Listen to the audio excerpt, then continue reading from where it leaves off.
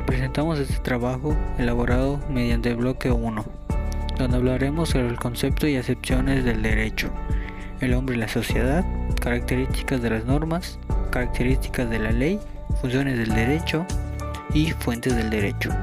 Espero que les guste y es una información muy importante, ya que es muy importante para la sociedad.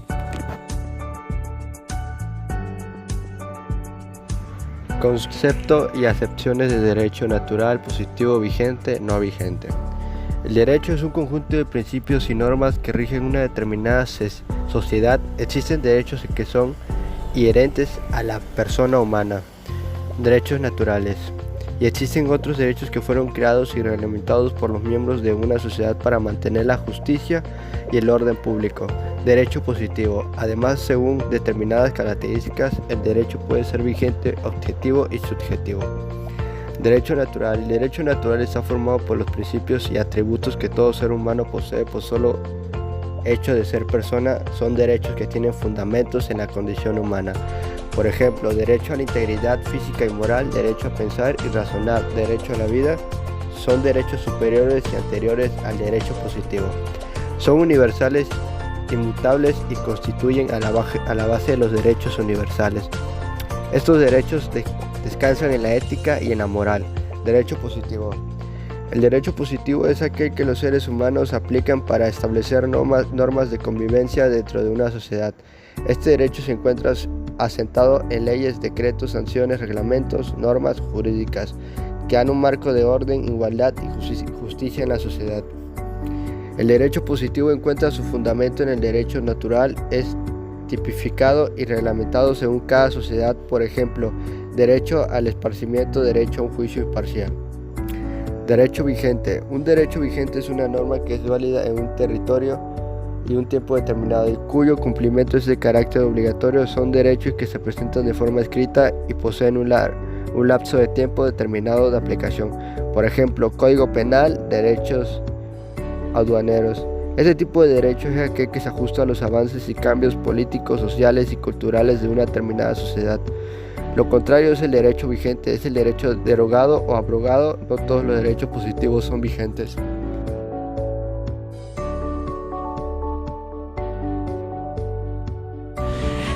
El ser humano es social por naturaleza. Todas nuestras costumbres, tradiciones hacen al hombre que hoy conocemos hoy en día. Esto hace que el ser humano sea imposible de quitar de la sociedad.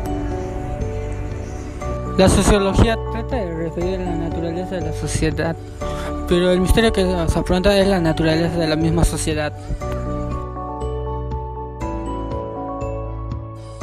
Características de las normas. Ser reglas orientadas a realizar una acción, no son abstracciones conceptuales, implicar un accionar más específico que un valor o ideal. Determinar los derechos y las obligaciones de los ciudadanos. Ser universales, dado que ninguna sociedad puede funcionar sin la incorporación de normas. Son creadas por las autoridades competentes de cada estado. Su característica principal es que los individuos deben cumplir con el regulado, y de no hacerlo implica una sanción. Las normas jurídicas tienen la capacidad de imponer obligaciones, otorgar derechos, un orden entre las interacciones humanas. Coercibilidad de una forma jurídica. Una norma jurídica es una regla que debe ser respetada y que posibilita la regulación de actividades o conductas. La coercibilidad de las normas jurídicas está dada en la facultad que se le concede al Estado de aplicar la fuerza física sobre las personas que se niegan a acatarlas. No obstante, aquellas normas no son jurídicas, como las morales y religiosas, así como las de trato social, son consideradas como incoercibles, estando impositada la autoridad para exigir que se cumpla, aplicar coercibilidad o coactividad. Estamos en presencia de una norma coercible cuando el cumplimiento se puede exigir a través de un tercero. Por lo contrario, se dice que estamos en presencia de una norma incoercible cuando el cumplimiento de la norma es voluntario. Ahora hablemos sobre exteriores e interiores. El carácter exterior significa que la norma jurídica regula el comportamiento exterior de las personas, es decir, Para poder utilizar es necesario que exista una acción u omisión humana para que pueda producir sus efectos legales. Interior, el sujeto cumple con la norma por propia voluntad. No se exige o no es necesario que se despliegue una conducta.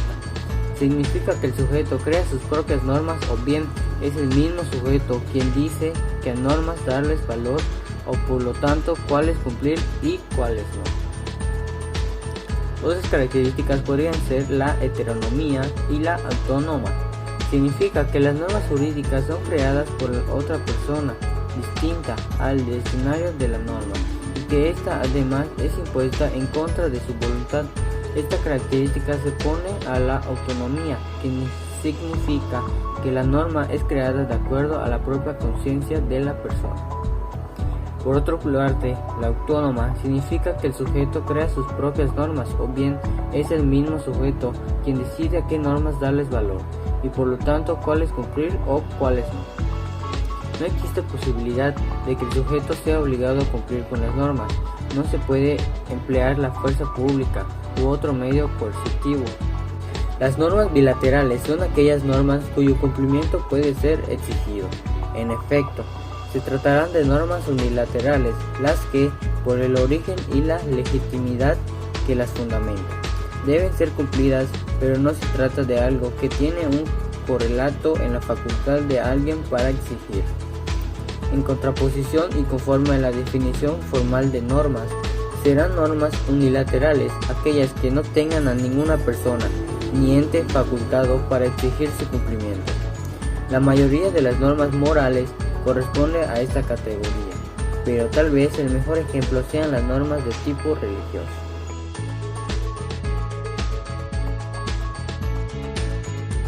Hoy hablaré sobre las características de una ley como una norma general, abstracta y obligatoria. Generalidad. Implica que son aplicables a todos aquellos individuos que presenten las condiciones determinadas en ellas mismas. Jurisdicción. Ejemplo. Las autoridades se ven sometidas a hacer lo que la ley les dice, y dependiendo de la política de cada país, no pueden extralimitar sus funciones a la ley. No importa al momento de aplicarse una ley cuál es tu situación financiera, pero sí importa, por ejemplo, cuál es tu nacionalidad. Abstracción. Las leyes son abstractas porque se aplican a todos aquellos casos que recaigan sobre los supuestos determinados en las normas, lo que implica un número de casos no establecidos ni particularizados. Ejemplo, no serán excepciones para casos individuales ni situaciones personales al momento de aplicar las leyes. Si tú mataste a una persona, no importa si habías tenido un mal día o a qué hora de la noche lo hiciste. Obligatoriedad. Implica la obligación de cada individuo de hacer u omitir lo que la ley le establece. Incluso en muchos países se aplica el concepto: el desconocimiento de la ley no excluye de su aplicación.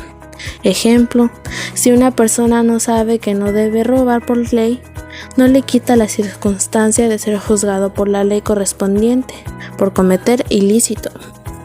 Ahora hablemos de los elementos de una norma jurídica: supuesto o hipótesis y consecuencia o disposición. La norma jurídica se compone de dos elementos. 1. El supuesto de hecho, que es una anticipación hipotética a una posible realidad futura que requiere ser regulada. Y 2. La consecuencia jurídica, que es el acto resultante de aquellas situaciones jurídicas reconocidas por las normas cuando se llevan a cabo los supuestos contemplados en el supuesto hecho. También son aquellas situaciones jurídicas concretas que se presentan cuando se realizan uno o varios supuestos de derecho.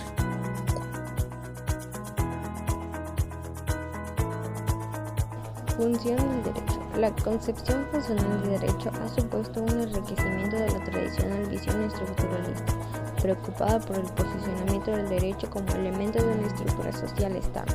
Preguntarse por las funciones del derecho es observar el movimiento desde las relaciones de los sujetos que se valen de él y ver qué fines persigue o qué sentido tuvo una promulgación en la mente del legislador.